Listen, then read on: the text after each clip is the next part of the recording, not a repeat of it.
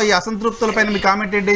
మీ party ఇంకా ticket announce చేయలేదు కాబట్టి ప్రస్తుతానికి మీకు ఆ హెడేక్ లేదు, మీకు సిట్టింగ్ ఎమ్మెల్యేలు కూడా లేరు కాబట్టి మార్చే పరిస్థితి లేదు, ఆ హెడేక్ లేదు. ఏంటి తెలుగుదేశం పార్టీ వైఎస్ఆర్ కాంగ్రెస్ పార్టీలో జరుగుతున్న పరిణామాలపైన మీ కామెంట్?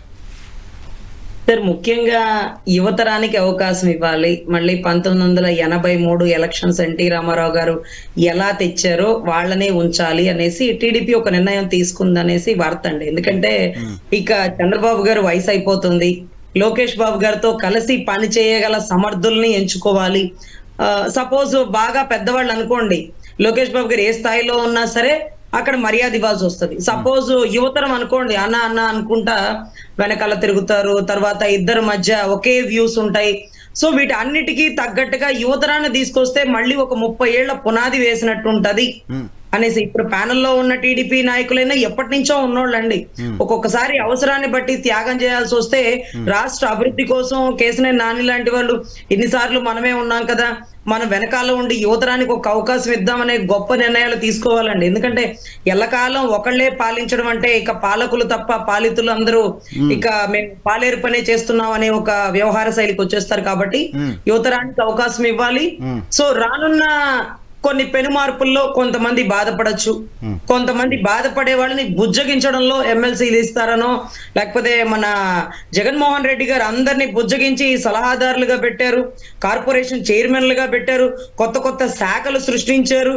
ఆ బోర్డులు వాటి సంబంధించిన పేమెంట్ తప్ప వ్యవస్థ ఏమి నడిచినా నడవకపోయినా ఒక గన్మెన్ ఒక క్యాడర్ ఇచ్చేసారండి, ప్రోటోకాల్ క్యాడర్. అంటే ఈక్వల్ టు ఎమ్మెల్యే క్యాడర్ లాంటిది కొన్ని, అంటే వాళ్ళని ఏదో ఒక రకంగా ఇది కాకపోతే ఇంకొకటి, ఇంకొకటి కాకపోతే ఇంకొకటి, ఢిల్లీలో ఏమైనా పోస్టులు ఉన్నాయో దాంట్లోకి వెళ్ళండి. సో ఈ రకంగా బుజ్జగింపుల పర్వం అనేది ఈసారి ఎలక్షన్స్ లో ఎక్కువ జరుగుతుందండి. ఎందుకంటే టీడీపీ జనసేన కలవడం వల్ల జనసేన అభ్యర్థులు కొంతమంది త్యాగం చేయాలా, టీడీపీ అభ్యర్థులను కొంతమందిని బుజ్జగించాలా, వీటి అన్నిటికంటే మించి యువతరాన్ని ఎక్కువ స్వాగతించాలనేసి అధినాయకులను తీసుకున్న నిర్ణయానికి కొంతమంది పెద్దవాళ్ళు ఆ నిర్ణయాన్ని యాక్సెప్ట్ కంపల్సరీ చేయాల్సినటువంటి పరిస్థితి. యువతరం రావాలి అంటే ఇప్పుడు ముఖ్యమంత్రిగా చంద్రబాబు నాయుడు గారు 3 సార్లు చేశారు, 7 సార్లు ఎమ్మెల్యే గెలిచారు. ఆయన బదులు ఇప్పుడు పవన్ కళ్యాణ్ గారు నెక్స్ట్ జనరేషనా? సో నెక్స్ట్ జనరేషన్ లోకేష్ గారు ఉన్నారు, పవన్ కళ్యాణ్ గారు ఉన్నారు. సార్ ఒక పెద్దవాళ్ళు అనేది సలహా సూచనలు ఇస్తారండి. ఈసారి రాజధాని డెవలప్మెంట్ అనేది ఎలా ఉంటుంది, అదే రకంగా ముఖ్యమంత్రి పదవి అనే నిర్ణయం టక్కుమని ఒక మాట లోకేష్ బాబు గారు చెప్పినంత తేలిక కాదండి. దాని పర్యవసానం చాలా ఎఫెక్ట్ అయింది రాష్ట్ర ప్రజల మీద. అటువంటి నిర్ణయాలు తీసుకునేటప్పుడు ఆచితూచి తీసుకోవాలి. సీఎం పదవి అనేది అధినాయకుడైనటువంటి టీడీపీ చంద్రబాబు నాయుడు గారు, మా అధినాయకుడు పవన్ కళ్యాణ్ గారు కూర్చొని తీసుకునే నిర్ణయం అండి. సో ఎవరు తీసుకుంటారు, ఎవరు యువతరాన్ని స్వాగతిస్తారు అనేది ఎలక్షన్స్ తర్వాత, ఓటింగ్ తర్వాత, సీట్ల తర్వాత నిర్ధారించుకోవాల్సినటువంటి పర్వం ఎవరికి ఇస్తారు. అది సరే, ఆ టాపిక్ మీరు ఎలా చెప్పారు కాబట్టి అదేమన్నా మీకు ఇబ్బంది కలిగిస్తోందా?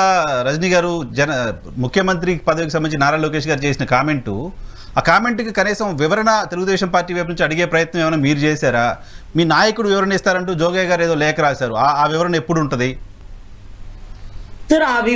ఈ వివరణ కంటే మేము జనసైనికులందరూ చాలా వరకు బాధపడినటువంటి తరుణం అయితే ఉందండి.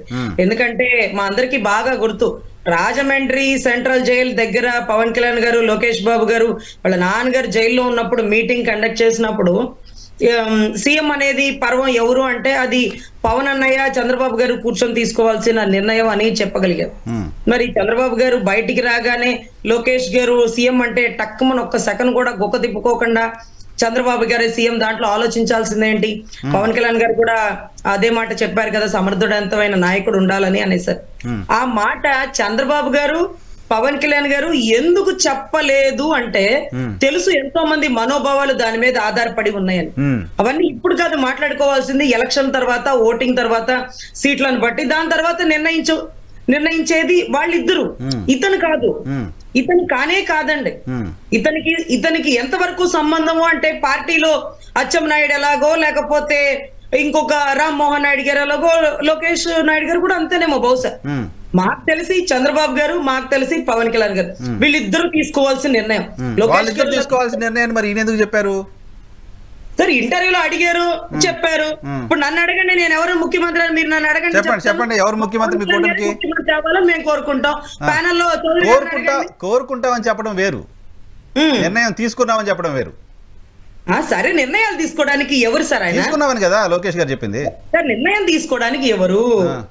చంద్రబాబు గారి కొడుక, లేకపోతే పార్టీకి ఒక కీలక అధ్యక్షుడా? పార్టీ జాతీయ ప్రధాన కార్యదర్శి, పార్టీ కోసం మీ కూటమి కోసం పాదయాత్ర చేసిన వ్యక్తి. అథారిటీ ఉంటుందండి ప్రధాన కార్యదర్శికి, ఎంతవరకు అథారిటీ ఉంటుంది? డెఫినెట్ గా ప్రెసిడెంట్ తర్వాత ప్రధాన కార్యదర్శి మేజర్ రోల్ ఉంటుంది సార్. మా అధినాయకుడు మేము 10 సార్లు అడిగినప్పుడు మీరు పని చేయండి, సీట్లని కాదు ఓటింగ్ ని పెంచండి, భారీ మెజారిటీ తీసుకురండి, అది నేను చంద్రబాబు గారు కూర్చొని తీసుకునే నిర్ణయం అని చెప్పారు.